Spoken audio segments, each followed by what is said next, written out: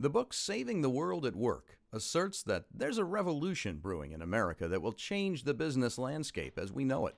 Author Tim Sanders advocates steps that companies and individuals can take to go beyond making a profit to making a difference.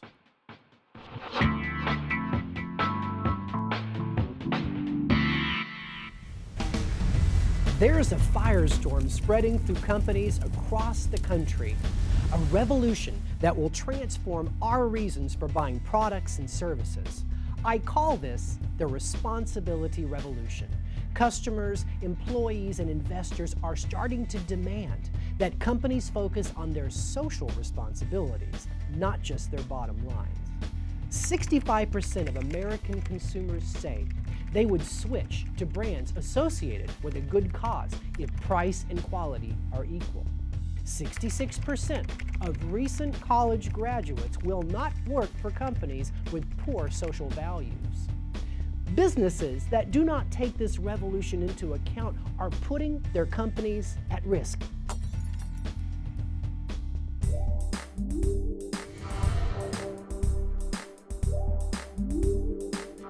I have a saying that good is the new great. Here's what I mean.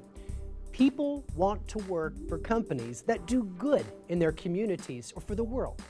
Customers want to make their difference with their buying power, and companies are looking at their suppliers and vendors more critically to see if they're doing the right thing for society and the planet. In other words, companies who want to be great first have to do good. Some of the greatest companies have already caught on. For example, Nokia's major strategic initiative in the 80s and 90s was quality, but today it's corporate responsibility. Nokia already has remarkable initiatives like their Helping Hands program, where their employees are given 2 days to pursue any community-based initiative that's important to them. This is a perfect example of a great company doing good.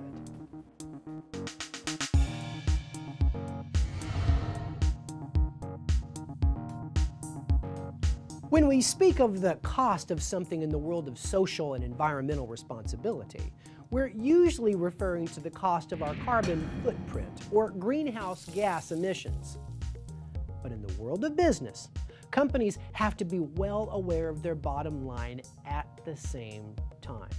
A common misconception about going green is that it will cost you more. But in practice, the truth is quite the opposite.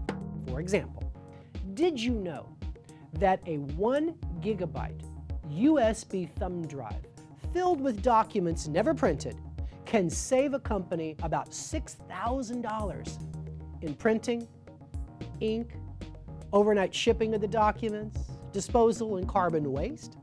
The key is to focus on the first 2 R's of sustainability: reducing waste and reusing whenever possible. Consider Interface Floor, a leading carpet manufacturing company that reduced its carbon footprint by 50% in just 3 years, and as a result, saved over $300 million.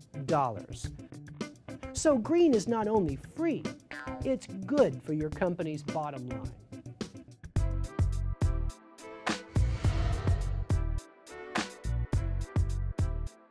When it comes to saving the world, it's really all about you.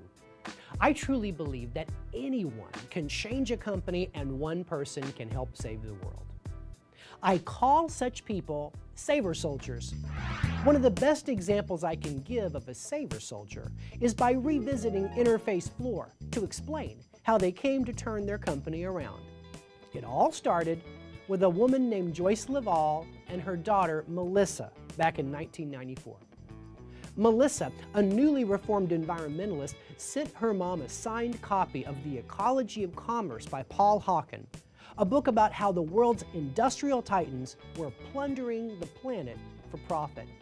She put a sticky note in the book that said, "Mom, Ray Anderson needs to read this book. The carpet industry's in big trouble." At the time, Joyce was the regional sales director of Interface on the West Coast. The book made her aware of the fact that carpet is made largely of petroleum-based products. And up until 1997, 98% of all carpets ended up in a landfill.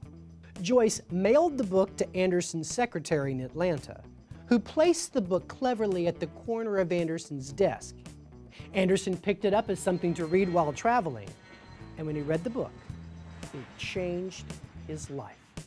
He began making sweeping changes to the company, including slashing carbon emissions in the production process, commanding factories to recycle all vinyl carpet backings, and even prohibiting the use of non-recycled petroleum-based products. And within the first 12 years, Interface diverted over 100 million pounds of carpet and waste from landfills.